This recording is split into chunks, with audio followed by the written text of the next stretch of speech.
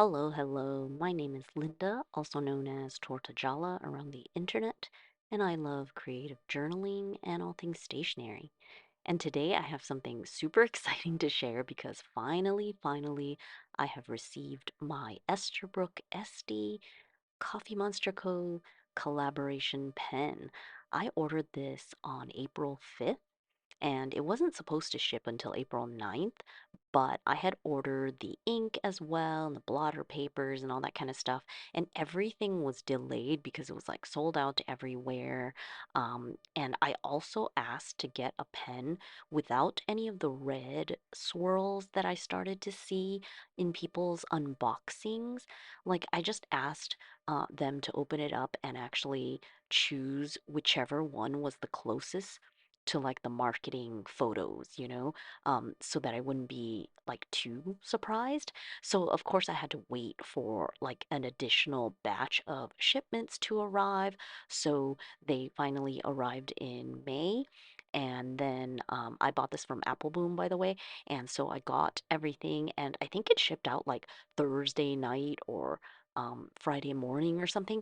And I received it on Tuesday, like lunchtime. So it's really super fast shipping because, technically the weekends don't even count because nothing's happening. This is from the Netherlands to Italy. So I think that DHL definitely works well for us here, anyways. So thank you, Apple Boom, for being accommodating to my like crazy frantic messages and wrapping everything so nicely for the little snacks and for fast shipping. So as I was ordering things, like basically all the Coffee Monster Co. things, I also got the Esterbrook writing bundle. It's really inexpensive. I just wanted it to sort of match up with the fact that I was getting an Esterbrook Estie. It basically comes with a notebook to practice your writing and some stickers and some black ink cartridges, a little like pen cozy for your pen, as well as like I'm not sure what it is. It makes me think of like a paper towel or like a reusable paper towel.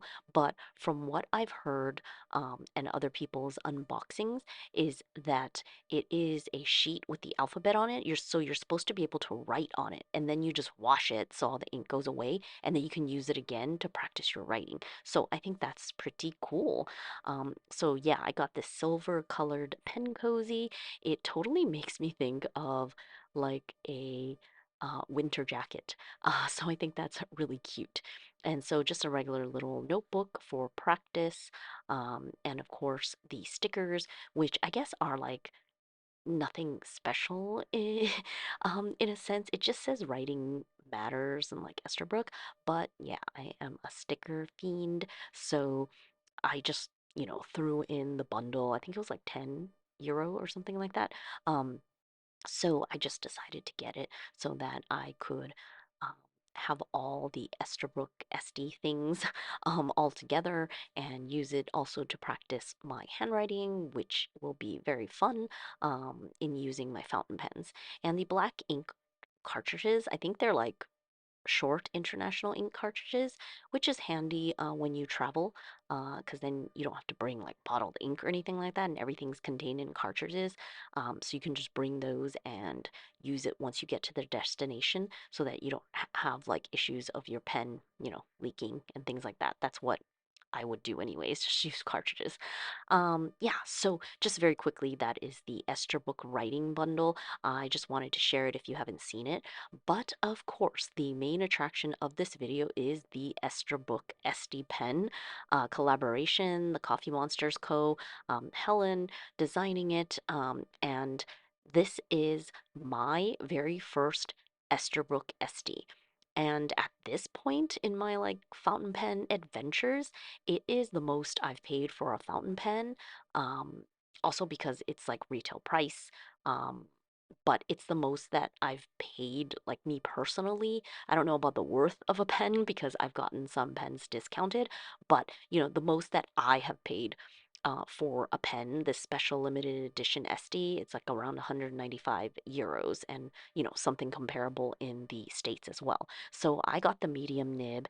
And if you're a fan, you've probably seen like a million unboxings of this because, there are people who got it in person, like on April 9th.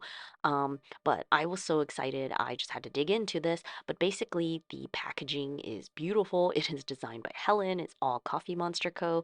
And of course, there are some stickers included inside as well. But the pen itself, of course, is the main thing.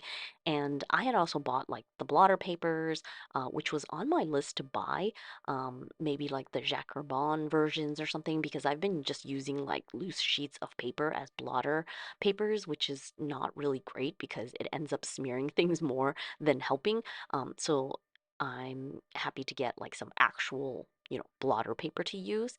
But yeah, this pen, it's definitely like latte colored, like creamy, more on the yellow side.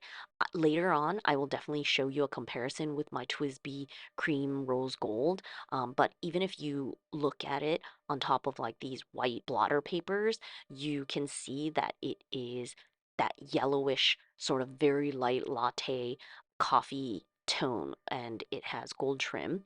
Because in some of the marketing photos, it sort of looks like very light or more like cream, but to me, it is not really like the light cream side of things like the TWSBI Cream Rose Gold. And I'll show a comparison later. It definitely has like that yellowy, browny, like tinge to it. So definitely leaning into like all of the coffee colors. But of course, let's dig in and look at the swirls because inside and outside on the cap band, you can see there, it has resin by Jonathan Brooks, Carolina Pen Company.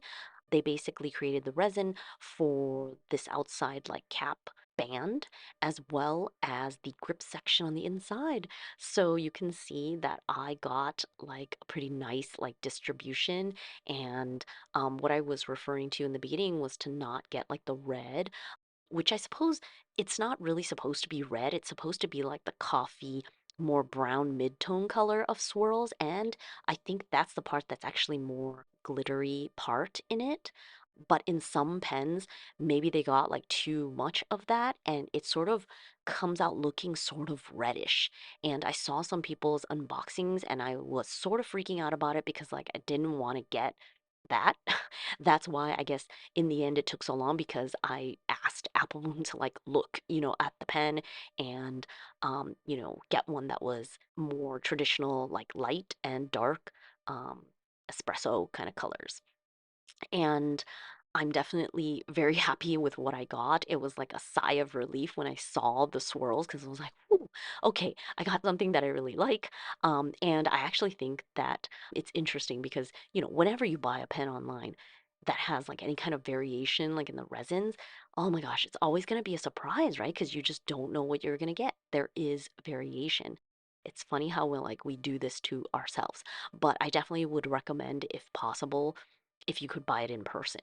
That's why if you are able to go to a pen show and actually like see the pens and pick out the one that you want, or go to like the physical shop and they will, let you pick out one, that's obviously ideal. But I'm really happy that I got like these two sort of contrasting swirls. I basically have like the top side, which looks much more like a latte, and then the bottom side that looks much more like dark espresso. So, like the two sides of coffee, which is also very me because I drink my coffee like black, like drip coffee. Also, like straight espressos, like here in Italy. But I also love my like latte, cappuccino, like very milky versions as well. It just sort of depends like how I feel. So I like all the things.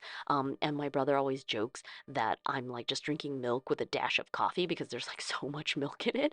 So it's pretty funny that I got like the two variations on the two sides of the pen, which is sort of interesting. So I had taken like the pen apart and was like unscrewing it and screwing it because I was wondering if it was possible to twist the grip section, like nib part, so that you could change what part of the resin you see on top.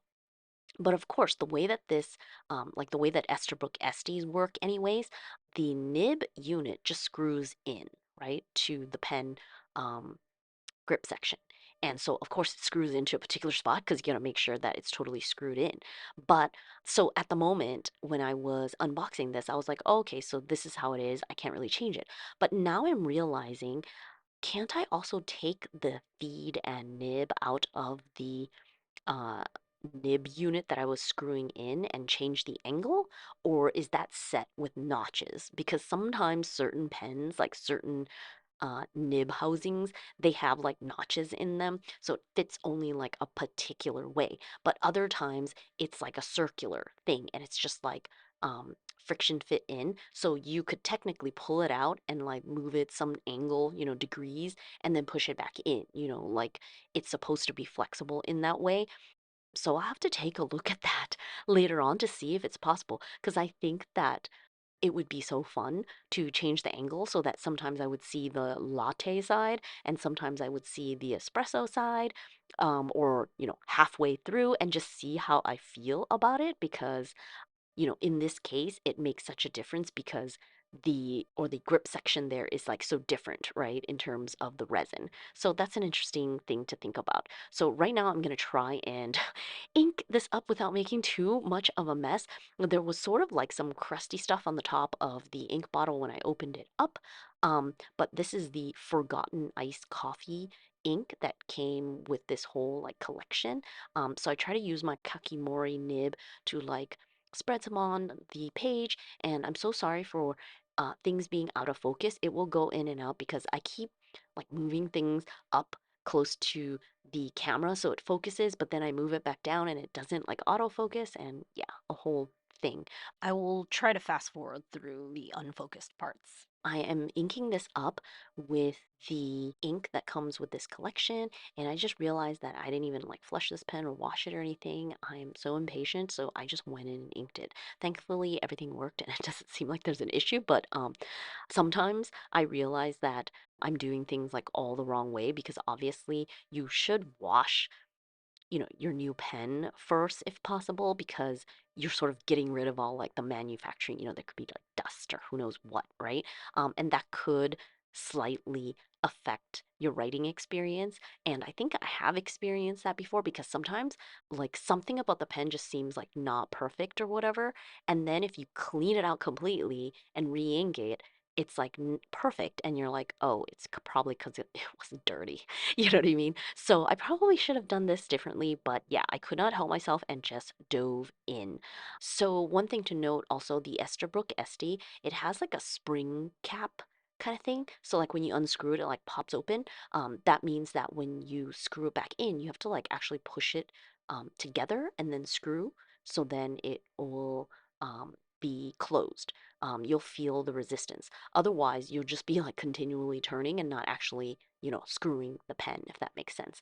So that will definitely have, like, it'll take a moment maybe for me to get used to that because I'm not used to that. I don't have any pen that works that way. I either have a snap cap or like regular screw pen. So that's something that I will need to remember when I'm using this particular pen. Another initial thing that I noticed is that the pen, when I screw, um, like check the converter and then screw it back, the threads are not that smooth. So, compared to all the other pens I have, expensive and not expensive, this one is not the smoothest, basically.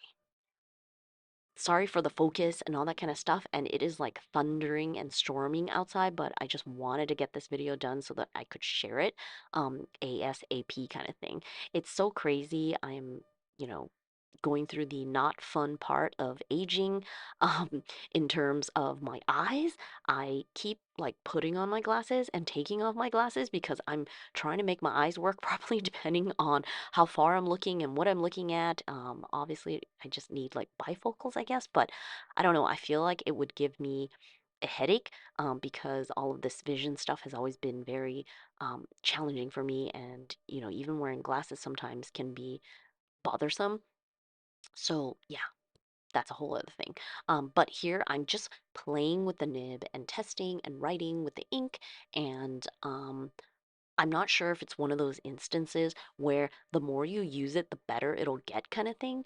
I don't know if I'm making that up, but I feel like that's the experience as a newbie, fountain pen user. But maybe it's not really the pen or nib changing. Maybe it's me, the user, that is like getting more used to a pen and like adapting to the pen. So the more I use it, of course, the better I am at using it, if that makes sense. Like the relationship changes. So right now, it's really just like first impressions because I just unpacked this and inked it up and we just wrote a little bit. But I know that over time, it will change. Like my relationship with the pen, using it more, I'm probably going to have a different opinion because usually that's what I do. I share what I think much later after having used the pen for like a month or so. But in this case, yeah, I just could not wait and I wanted to share. It's interesting because as I was testing it and just writing with it, I also pulled out my Leonardo Momento Zero Grande to compare because I really do love my Leonardo pen and also my other like Momento Magico. But basically, I do feel that they're different though, even though they should both be Yovo nib, so it should be like almost the same thing. Of course, my Leonardo is an F nib and this Esterbrook Estie is a medium nib. I don't know if it's because it's new and I don't know what I'm doing yet, but I feel the difference and it's not the same. And I don't know if it's the nib or maybe the pen size or maybe both. But definitely the Leonardo Momento Zero Grande is bigger in terms of the grip section that you hold. It's a little bit just like slightly girthier. And there's also a slight flare at the end. I think that helps you to not have your fingers like slip into the nib because me personally, I do think that I hold my pens very close to the nib. Maybe that's why I also never like rarely would ever post my pens because the balance would be like crazy off unless it's like a pocket pen or something. The Esterbrook Estie, though, aesthetically, I think that it looks very pretty the way that the grip section is and like smoothed out as it transitions into the nib. Um, but it's sort of like so smooth. I don't know if that makes it so that your fingers could more easily slip down into the nib and get like ink on yourself. So only time will tell. I have to use this obviously for a long period of time and for my long form writing to really notice like those differences and those details. So we will see more through the course of use, like how I feel about it. But generally, I am very happy with my pen. I think I'm becoming someone who doesn't want to do pre-orders though, because I don't really like the waiting, even though honestly, it wasn't like that much more time. I think I just don't like things being like open, like waiting for it, because then it's like on my checklist and I need to, like, it's not a closed loop kind of thing. Now, just a final note about the ink Forgotten Iced Coffee, because my swatch there is dry now, and I just wanted to show you a photo, even though I want to impress that the photos and the videos, I feel like it doesn't really show the color properly. Like, it doesn't look like that in real life. I think that pictures and photos, it looks like very gray, maybe, but in real life, there's definitely a lot more variation in the ink and you definitely see like the undertones that are more like brown and almost like pinky.